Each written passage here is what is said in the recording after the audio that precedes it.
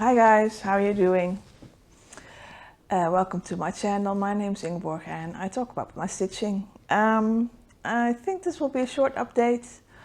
I worked on some bigger projects the last few weeks and I had a finish and I'm doing a lot better. Things are getting lighter and lighter every day, so yay for me. I hope you are too. So basically just a few things to talk about stitchy-wise. I had a few purchases and I read a book and that's it. So let's just dive in. I worked on 3 projects in the past 3 weeks. I worked on my Chatelaine and I finished that far that I was able to move up the scroll bar. So I didn't bring it here. I'm just gonna show you a picture right now.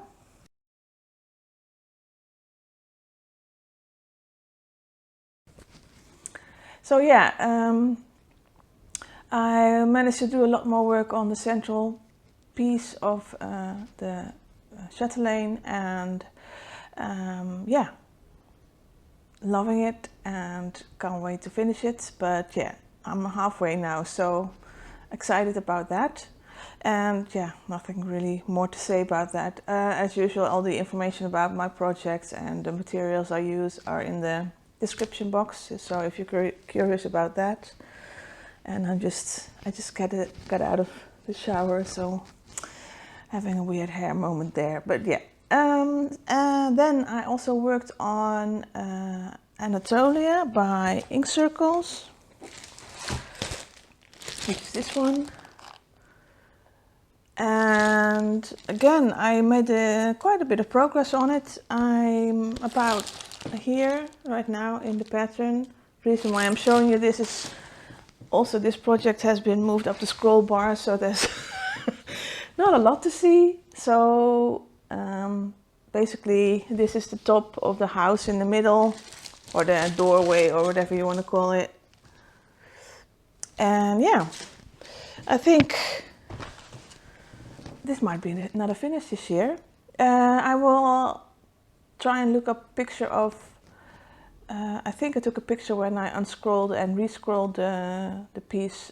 So let's insert that here if I can find it.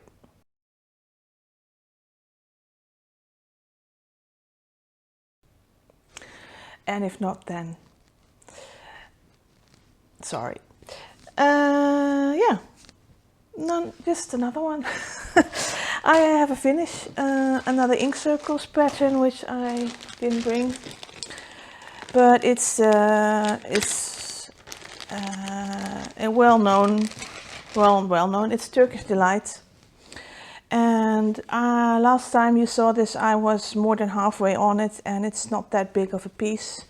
So I got to working on it last week, and I realized that once I filled in the border, it would probably take me just about a week to finish it, so that's what I did. And it's a bit, I haven't ironed it yet, but yeah. This is, oh, is this the right way? Yeah, this is the right way. Sorry, I get confused sometimes. But yeah, this is the result as usual. The blue color, bright blue color it's so hard to get in camera. It's, see, it turns to dark blue, but it's really a vibrant, yeah, teal blue.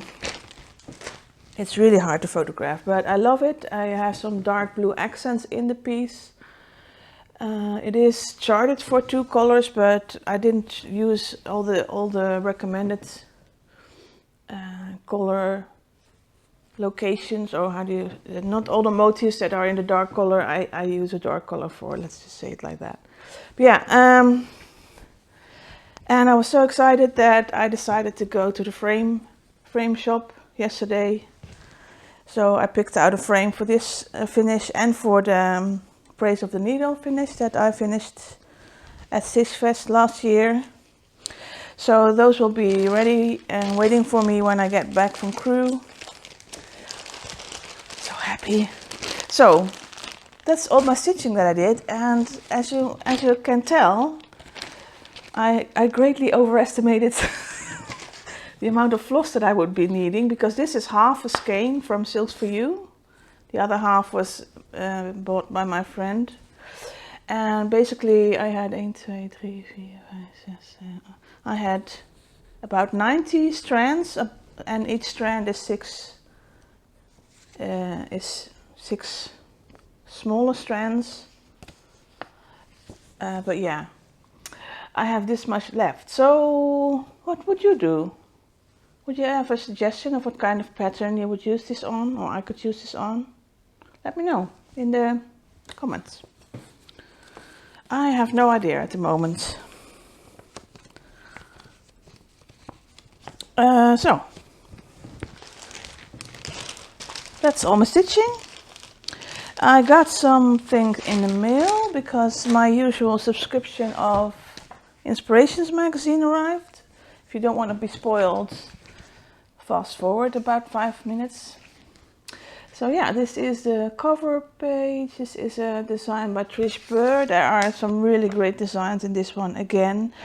Let's see if I can show you the projects. I will link the magazine page as well. Various techniques. This is not a project, this is a cover story. But this is a project with beads, and this is a silk paint, needle paint design, and this is a felt blanket. This is a blackberg, and these are 2 crewel pieces, I think. But yeah, if you're interested, they do have a digital subscription as well. There's a really interesting article with fabulous photos about Palestinian embroidery. Really fascinating. There's a modern stitcher that stitches all kinds of tapestry designs, interviewing here. And then there's this one that I pointed out earlier. There's a whole story about this embroidered crown, historical crown that was made 16th century garland. Yeah, it's just I love how this magazine photographs embroidery pieces. They do such a great job. Definitely worth a look. And then I was watching Pam and Steph Monday. It's usually my Monday lunch that I get to see their latest updates, and they showed a book, and of course I stopped the video and googled it, and it was available in the Dutch online store bol.com if you're interested. The Dutch stitchers. Bol.com, I think, was €12. Worth it. Because this is a book by Doreen Jones. I hope I didn't butcher that name, but yeah. Iznik and Delft pottery. And Iznik is, I looked it up, it's a Turkish region. So there's a Turkish and Delft pottery designs in here. And they include a page with all the projects, I think. Let's see. But yeah, just to give you an impression, I love this style of, oh my god, yeah. And they have several, also mainly blue designs, but also the more colorful Turkish designs. And oh yeah, this is the project gallery. This is basically an overview of all the projects in the book. If you go to Amazon, I think you can see the project gallery pages in the, they have a preview of the book. But yeah, for €12, I think it's definitely worth it. Lots of border designs as well. So yeah, love it. Thank you, Pam and Steph, for enabling me. And who knows when I'm ever going to stitch anything out of it, but yeah, I couldn't resist.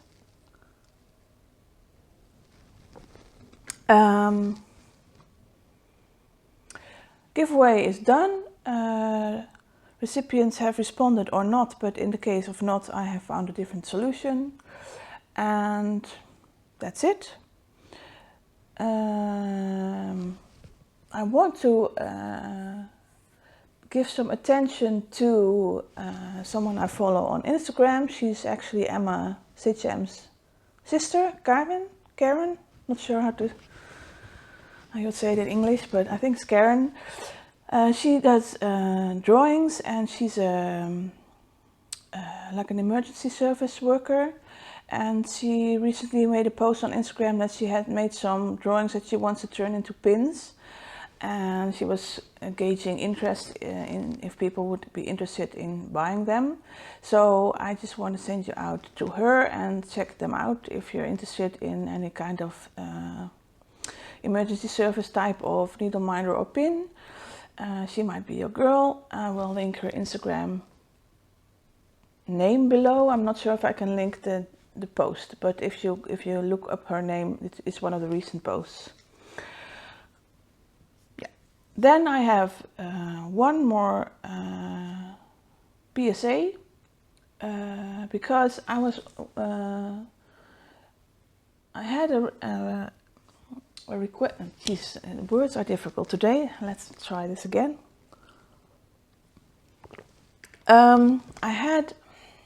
I remember having a question once about closed captioning of my videos. As far as I can tell, they come in automatically. I'm not sure about the quality, so I have done in the past, I think I did a check and reworking of the automatic closed captions, but that took me quite a bit of time. So I just want to ask, if you're watching this and you would like closed captioning, please let me know what you think of the current quality of the automatic closed captioning, because in my experience with my accent, probably a lot of things get bungled up. So I'd be happy to go through them every time and adjust the closed captionings for you, but I'm not going to do it if no one's using it, basically. So I hope you respond if you're watching and reading the closed captions. Let me know what you think of them, and if you would like me to adjust them, to fix them if they say weird words. Anyway, that's it. It's going to be a short one, I can tell, because all I have left is books. Since we last spoke, I finished Seven Eves by Neil Stevenson, I think his name is. Let's see.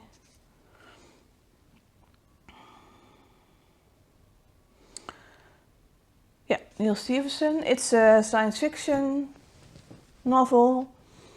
I'm not going to talk too much about the content, because there are some plot twists. Let's say it like that. But basically, the book starts with a message that the moon has exploded into 7 pieces, and no explanation of why, but it happened, and people on Earth are dealing with that and figuring out, will that have consequences for us here on Earth? And it doesn't take too long to figure out that it will have consequences, because the pieces start banging into each other and breaking up into smaller pieces, and some smart scientists figure out that this will keep continuing, and we'll finally end up with like a 5,000 year long comet rain or meteorite rain on Earth, making Earth basically unlivable for humans. So when they realize this is when the things start to heat up, and people on Earth have to figure out, is there a way for us to survive outside of Earth? And how can we do that? That's basically what the book's about. And yeah, that's all I'm going to say. I thought it was very entertaining. There were parts that were heavily not scientific in the sense that more of a physics and engineering descriptive parts that I thought could have been shortened, and you wouldn't have missed anything in the story unless you really like physics and engineering. So yeah, that was it was really fascinating because it did go a bit into character development and, you know, describing how people respond to news like that, how they deal with it, science perspectives, political perspectives. That was really interesting. How the story developed was also very interesting. Let's just say it's a bit of a struggle. It's not that easy setting up a human colony in space, because basically it's situated in the present day, and if you know anything about space science at the moment, we're not at all there yet. So yeah, we're gonna need everybody on Earth to help figure it out and to help in any means they can. The book is set in 3 parts, and for me, if it had ended at the end of part 2, it would have been okay. But yeah, part 3 was tying things off a bit too nicely, in my opinion. Still interesting and still enjoyed reading it, but I wonder if it would have been a better book if it ended at part 2. But I only can say I recommend it if you like science fiction, if you like this kind of, it's not a horror story, but it's a disaster story. If you're into that, then you will definitely enjoy this book, I think. Not sure if I would recommend the audiobook, because there were some issues with pronunciation that kept bothering me. Even if English is not my native tongue, there were some words that I was like, why? And there was some confusion with, the readers did their best with the voices of different characters, but there were so many characters. Sometimes it was obvious that they picked the wrong character to say a line in a conversation that actually the other person was saying. So that was a bit confusing. But so not the best audio performance I've had, but not the worst either. So if you don't mind reading the regular book, then I would suggest you do that. Other things to say about it? Yeah, there were some long scientific explanations that to me were a bit boring, but there were also some scientific explanations of fields that I know about, and they were not always correct. So that's another reason why I would say drop some of the scientific explanations, because if they're not even correct, then what's the point? Yeah, all in all, I would definitely recommend this book if, as I said, if you're into disaster type stories or science fiction. It's because there's a lot of current day science in it. It's not that heavily science fiction, but still, yeah, they need some science fiction to get where they are at the end. Then I started reading, let's see, what's it, 1619 by James Horn. It's a story about Jamestown settlement. I stopped because it was too dry for me. I would have another go at it, but it was a bit too factual. I prefer more of a storytelling, even if it's history, even if it's facts, you can still make it a more interesting story if you do something about the flow of what you're saying.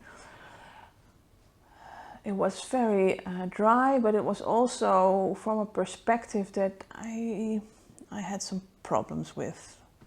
So I'm going to try again, because I've had books in the past that I've put away and picked up again and finished reading and discovered that they weren't as bad as I thought in the beginning. So I'm definitely going to give that another try. But at the moment, not something I would recommend. We'll get back to you. And that's it. So quickie, I can edit easily and probably have it uploaded really fast. Next weekend I'll be at Crew, yay!